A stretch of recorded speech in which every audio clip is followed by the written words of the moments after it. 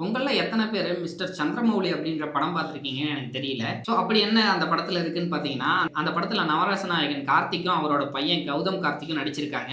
அது தவிர Regina Cassandra நடிச்சிருக்காங்க. இதை தவிர அந்த படத்துல சொல்ற மாதிரி என்ன இருக்கு அப்படின்னு பார்த்தீங்கன்னா, அது ஒண்ணு இல்ல, கீழே போட்டுரு.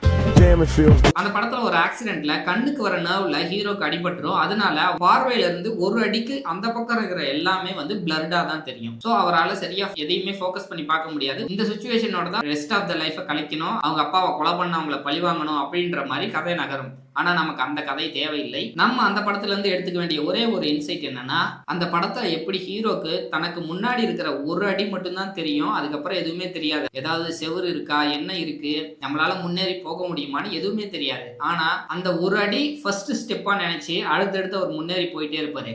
அதே மாதிரியே தான் வாழ்க்கையிலையும் போகக்கூடிய இலக்கு அப்படின்றத ஒன்று ஃபிக்ஸ் பண்ணிட்டீங்கன்னா, போகிற பாதை அப்படின்றத நீங்க 100 மீட்டருக்கு அப்புறம் இப்படி இருக்குமா, ஒரு 500 மீட்டருக்கு அப்புறம் அப்படி இருக்குமான்னு யோசிச்சுட்டு இருக்காம, உங்களுக்கு முன்னாடி இருக்கிற ஒரு ஸ்டெப் எப்படி இருக்கு, உங்களால அந்த ஸ்டெப்பை கரெக்டா எடுத்து வைக்க முடியுமா, அந்த ஸ்டெப்பை 100% ப்ராப்பரா உங்களால கம்ப்ளீட் பண்ண முடியுமான்றத பார்த்தாவே போதும். ஏன்னா அந்த ஒரு சின்ன சின்ன ஸ்டெப் தான் அடுத்து உங்களை நீங்க வச்சிருக்கிற உங்களோட டார்கெட் பிளேஸ்க்கு கூட்டிட்டு போக முடியும். இல்ல ப்ரோ, எனக்கு ரொம்ப தூரத்துக்கு கண்ணு தெரியுதுன்னா, ரொம்ப தூரத்துக்கு கண்ணு தெரியறதும் பிரச்சனை தான். உங்களுக்கு முன்னாடி இருக்க அடி ஈஸியானதா இருக்கும். ஆனா 10 அடிக்கு அப்புறம் இருக்கிற இடத்துல ஒரு கல் இருக்குன்னா, அந்த கல்லை என்னால தாண்ட முடியாதுன்னு உங்களால முடிஞ்ச இப்போ வைக்க வேண்டிய அந்த ஒரு ஸ்டெப்பையும் நீங்க வைக்காம விட்டுருவீங்க. ஸோ அதனால உங்களோட இலக்கு அப்படின்றது முக்கியம். ஆனா அதுக்கான பாதை அப்படின்றத ஏற்கனவே யாராவது போயிட்டு வந்த பாதையா இருந்தாலும் சரி, நீங்க போகக்கூடிய பாதையா இருந்தாலும் சரி, உங்களுக்கு தூரத்துல தெரியக்கூடிய ஒரு சின்ன தடையவோ ஒரு டிஸ்ட்ராக்ஷன்ஸையோ வந்து மனசுல வச்சுட்டு நீங்க இன்னைக்கு எடுத்து வைக்க வேண்டிய அந்த ஒரு அடியை மட்டும் எடுத்து வைக்காம விட்டுறாதீங்க.